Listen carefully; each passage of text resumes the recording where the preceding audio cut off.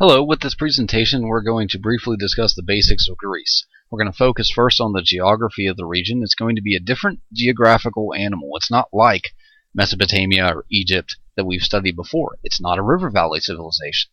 And what you need to understand is how that is going to impact and change the development of Greece than what we've seen so far in this class. We're also going to talk about the development of their culture, society, and government, particularly paying close attention to two civilizations. The Minoans, who come from the Isle of Crete, therefore I believe your textbook refers to them as Cretans. Cretans are Minoans, Minoans are Cretans. And another group that's going to enter the region after the Minoans, and that is the Mycenaeans from the north.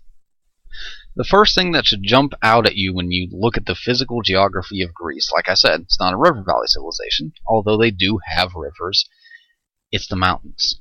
We don't see, like we see in Mesopotamia with the Tigris and Euphrates River Valley, or the Nile River in Egypt per se, we don't see these nice, flat, alluvial floodplains.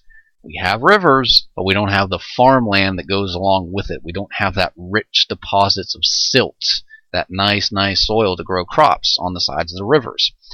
Not to say that they're not farming in Greece at all. They are. But as far as widespread farming and domestication of animals, like we see in some of these other river valleys that we discussed earlier, doesn't happen here.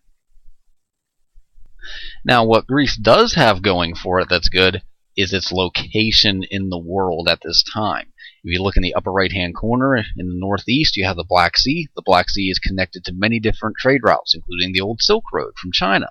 If you look to the east, you have the Aegean Sea, which connects it to the Persian Empire, which was flourishing at the time. Of course, later on, the Greeks and the Persians are going to fight. And they are connected to the Mediterranean Sea. The Mediterranean Sea is the hot spot. It is a major location of trade within the entire world. It really connects three continents: Europe, Africa, and Asia. As a result of the lack of farmland, your earliest Greeks are going to be traders. They are going to go to the sea. They're almost forced to the sea by the physical geography of the area.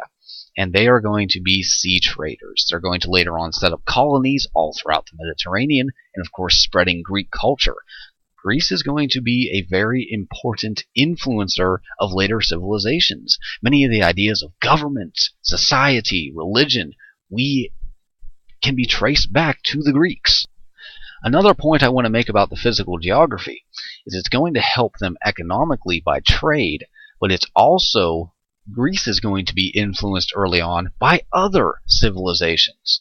Since they're close to the trade routes, since they're not that far away from North Africa, they're going to be influenced by Egypt. We see this in the architecture of the area, government, religious ideas. Many of the myths that come from Egypt are going to make their way into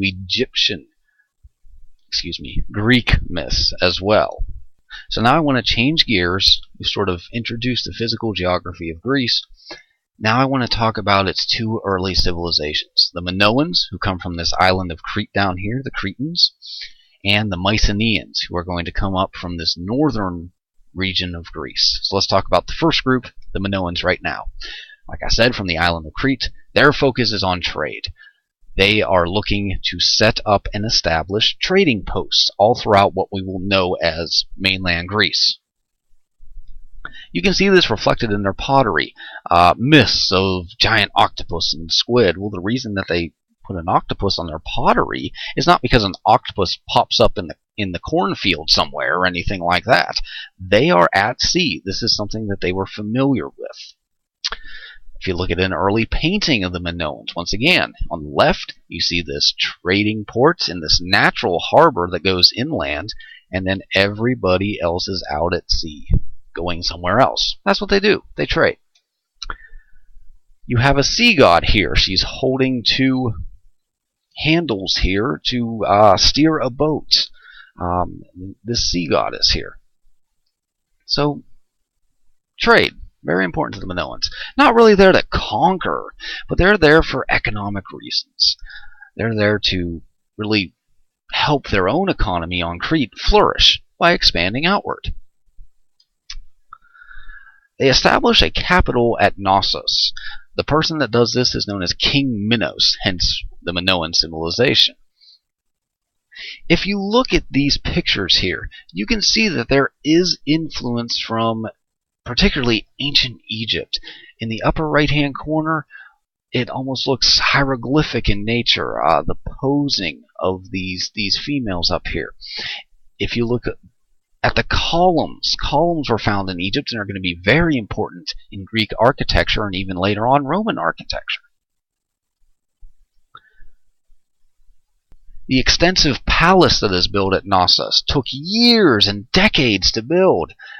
Sort of reminds people of the Old Kingdom in Egypt, where they were building these massive pyramids. Also, even in the mythology of the Minoans, there are similarities to ancient Egypt. You have the famous story of the Minotaur. The Minotaur lived in this labyrinth of chambers and aisleways and different little caverns beneath the palace at Knossos.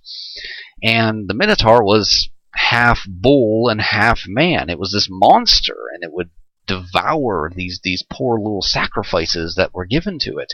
It is not until later on that a Greek demigod, half man, half god, Theseus, kills and slays the Minotaur, and everybody celebrates. If you think back to when we looked at ancient Egypt, you see these sort of half man, half beasts all the time. You see the idea of a demigod, sort of a god on earth. That was very common in ancient Egypt. So there is a lot of cultural influence here from other civilizations. Now, the Minoan civilization is going to flourish in Greece until about 1400 BC. At that time, a new civilization will move in from the north. They're not traders. They're not really known for their naval power. They come by land. They are known as the Mycenaeans. Now, take a look at these two artifacts here of Mycenaean civilization. If you look at the one on the left, it's a soldier's helmet, but it's not just any soldier's helmet. This is also doubles as a crown. Now, what that tells you about Mycenaean civilization is that they were a warrior culture. If you look at the right, you see this is an entrance to the lion's den, this great fortress here. It's, once again, it's not just there for economic reasons like the Minoans, who are there to set up trade, predominantly, most of the time. The Mycenaeans are there to conquer. So, quick summarization of Mycenaean. They're warlike. They come from northern Greece. Some refer to them later on as the Macedonians. They say that the Mycenaeans became the Macedonians. The most famous Macedonian northern Greece is Alexander the Great, who's going to forge the world's largest empire up to this point in history. We'll talk about him later. They triggered the decline of Minoan dominance in the region, like we already said.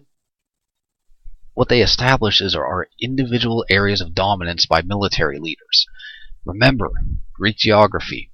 Because of all the mountainous areas, it's very difficult to unite this wide region. As a result, the Mycenaean civilization, and later on the Archaic age of Greece, which is going to be very important, are going to develop individual city-states that are sometimes and other times not aligned with the other Mycenaean groups. Sometimes they're going to go to war with one another over control of territory, ports, slave populations, you name it. They're also going to be known for large-scale architectural projects, which is later going to influence the development of the Greek polis. The polis, this word here, very important, refers to a central marketplace, a center of government, society, culture, the surrounding countryside, and any ports. It's sort of just the basic organization of this is what a typical Greek city-state looks like. Now I'd like to talk about the Trojan War. Our source for the Trojan War, and whether or not it actually happened or not, are the Iliad and the Odyssey. These are written by Homer. Homer was a Greek blind poet, and his works were written later during the Archaic age, or sometimes referred to, I believe your textbook refers to it, as the Greek Renaissance. They were about the Mycenaean civilization, but they were not written during that time period. So how accurate are these works? We don't know. However, they are very important. They're still read today. If you do any sort of study on ancient Greece, you almost have to read Homer, especially if you're looking at early ancient Greece. You're going to be reading it in class as well, parts of it at least. Now, the Iliad and the Odyssey. The Iliad focuses on a battle for the mythical walled city of Troy. At least we thought it was mythical. We believe we actually found remains in this area here of Anatolia, which is modern-day country of Turkey. Much of the Iliad deals with the intervening of gods and goddesses and the nature of the myths. It deals with Paris stealing Helen and taking her to Troy and upsetting Helen's husband, and then they launch this great naval battle led by the great war hero Achilles. You have the story of the Trojan horse being led into the city of Troy, and then all the soldiers jump out and take the city. And you have the gods and goddesses intervening on behalf of these humans. And that's really how the Greeks saw themselves in the universe, at least early on. The gods and goddesses served as explanations for events that were transpiring. For example, when Odysseus in the Odyssey his ship is turned around and it takes him so long to get home, it's the work of Poseidon.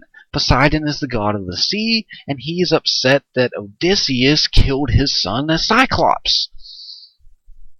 So they really serve as these explanations for sometimes natural phenomenon or sort of why bad things happen. The gods and goddesses are portrayed as being proto-human, sort of the ideal human form. You see this in a lot of Greek architecture early on. Typically, the kouros, the statues, were perfect, sculpted human forms that represented the gods, oftentimes in the nude as well.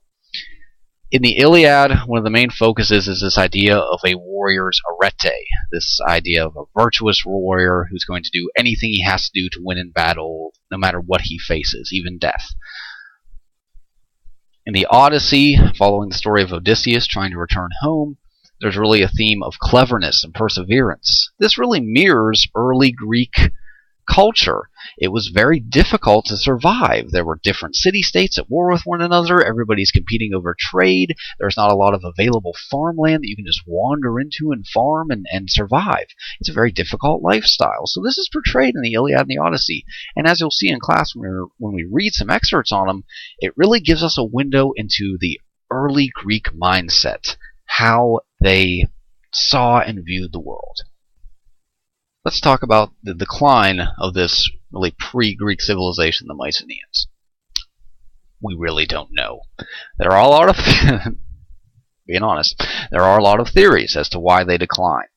There is the proposed Dorian invasion by land, a group known as the Dorians coming from the north, sweeping down, setting fire to the cities, and pillaging the cities. There is some readings to support that. There is also some readings in the literature of a mysterious sea people, most likely from Asia Minor, coming in and once again taking the cities. One of the more modern theories is that it was infighting between the various areas, that these different competing warrior kings wanted more of what they already had, and so they turned to infighting, and ultimately they implode from within instead of explode from an outside source. It's probably a combination of two or three of them, to be honest. Post-Mycenaean dominance, much of the peninsula enters into a dark age, which we're going to talk about next. It's just sort of an age of chaos and some advancements, but not on a grand scale. Some final thoughts on this presentation here. Things that you should be able to answer in class when you roll in tomorrow. How did the geography of ancient Greece influence its development politically, economically, and socially? Be able to explain all three of them in written form. Also, what are the major differences of the Minoans and the Mycenaeans, and what led to their declines? That's really the questions that you should be able to adequately explain with some specific factual support. Okay? Thanks for listening. Listen to again.